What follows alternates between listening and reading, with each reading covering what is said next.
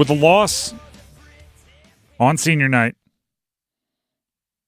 and some other heartbreaking losses before that, and likely, barring a shock-the-world run through the ACC tournament, another missed NCAA tournament.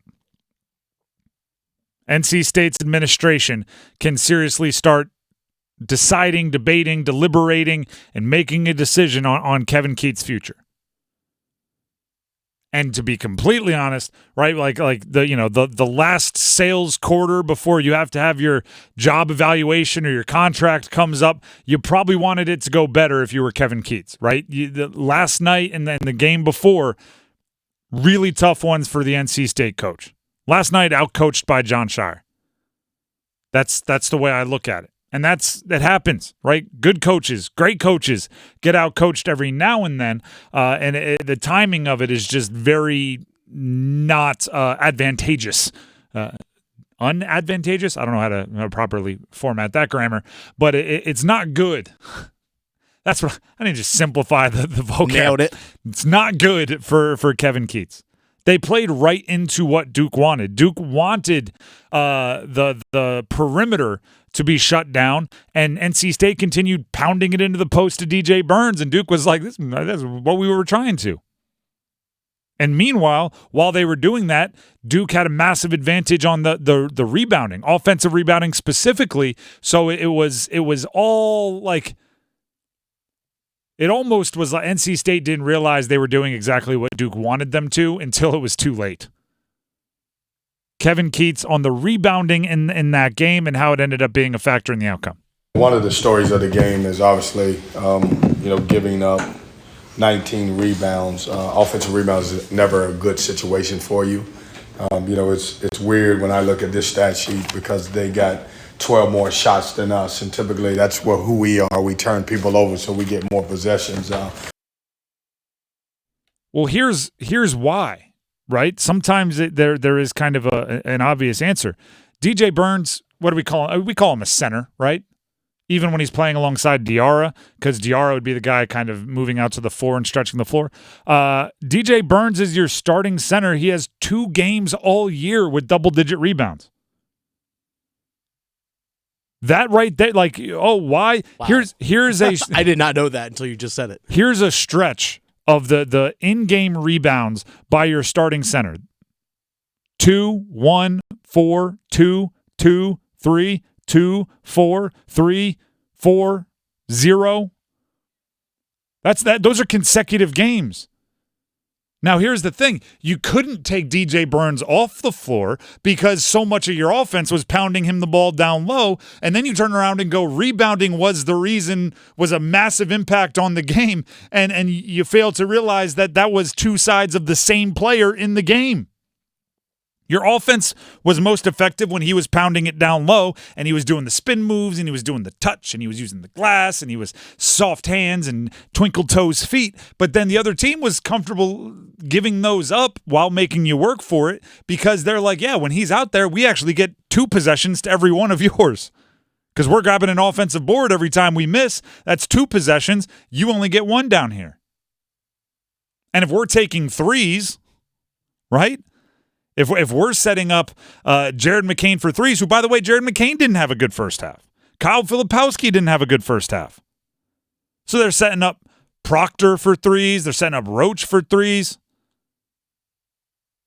And you may say, well, in the first half, it was working. The first half, Duke shot the 3 not very well.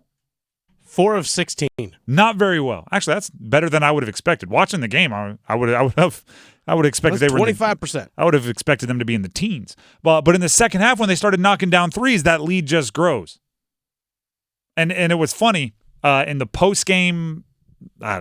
Duke men's basketball puts out all these locker room interviews. Very fluff piece. Very like team owned media. Oh, it's like the players interviewing the players, that kind of and deal. they get the giggles and they laugh. And Tyrese Proctor grabbed the microphone. It was almost like, and this is not the only time Tyrese Proctor has done this, when like McCain, Flip, Filipowski, Roach, they're like goofing around, and Proctor will grab the microphone and give like 5 seconds of serious conversation. Then he'll give the mic back and walk away and be like, You guys can be the giggle monsters. I'm just going to participate and leave. He grabbed the mic and he said, I told Jared at half it only takes one to go in and it would have been all good. And then he passed it and he walked away. And Jeremy Roach was like, I said it too. I said the same thing. And it almost was that for the whole team for Duke, right? State was letting them get open threes. They weren't making them. But it only took a couple to go in. They end up shooting better in the second half, and that ended up being the difference. Transition three from McCain, and 1 3 from McCain. Proctor knocked down like a dribble fumble where the ball is kind of bouncing all over the place, knocks it down, and suddenly the game, it's a 15-point win. If I'm Kevin Keatts, I'm looking at that game and I'm saying, wish I would have made a better closing statement, right? Wish my last time against UNC and Duke, again, barring a matchup that comes in the ACC, wish my last regular season UNC and Duke game before a decision has to be made about my future would have gone a little bit better. But here's the hardest part in sports. That may have been dramatic. Here's a hard part in sports. The decision, and this goes for players and coaches and GMs and everybody, on whether you keep somebody or fire them, whether you re-sign a player or let them hit free agency, whether you give them the long-term deal or whether you franchise tag them. All these debates that we're having all across sports, the decision comes down to the future. You don't pay for the past. You don't make decisions on what they've done in the past. You make decisions on what you think they will do moving forward. Do you think Kevin Keatts will change? How much is he learning from his mistakes? He is not someone, and I say this pretty confidently after following the program, covering the program, and talking to people that are much more connected inside the program than I am. He's not someone that outstays his welcome, meaning he doesn't become a nuisance. He doesn't become a pest. There's nothing you have to worry about in the program. He is somebody that is going to do things, for lack of a better term, and I know this is very vague, the right way. But at the same time, results-based business, right? Two NCAA tournaments out of 7 years as the head coach is not good enough, assuming they don't make it this year on an ACC tournament run.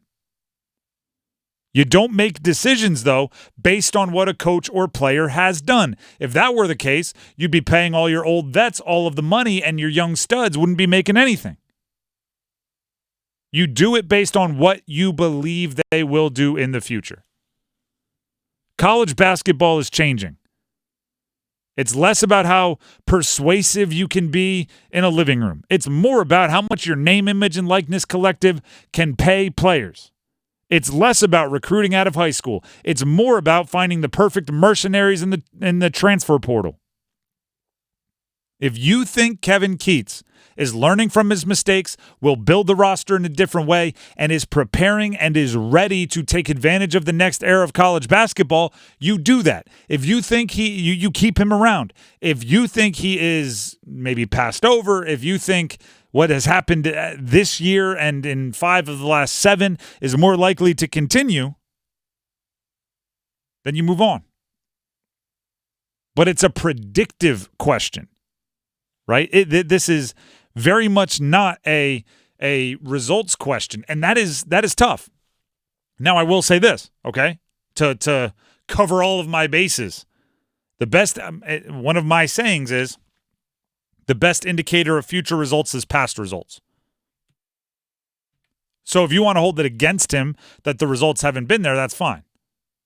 I'm completely okay with that.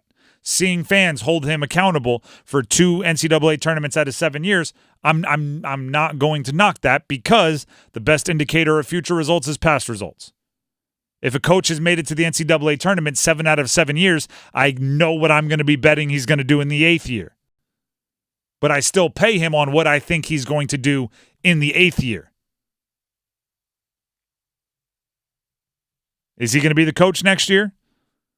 That's the question you got to ask, and you better make that decision quickly as soon as the season ends, because the next guy is going to, if there is a next guy, is going to have to get onto the treadmill quickly, and if it's Kevin Keatts, he's going to have to get on the treadmill, stay on that conveyor belt, and start working towards next year.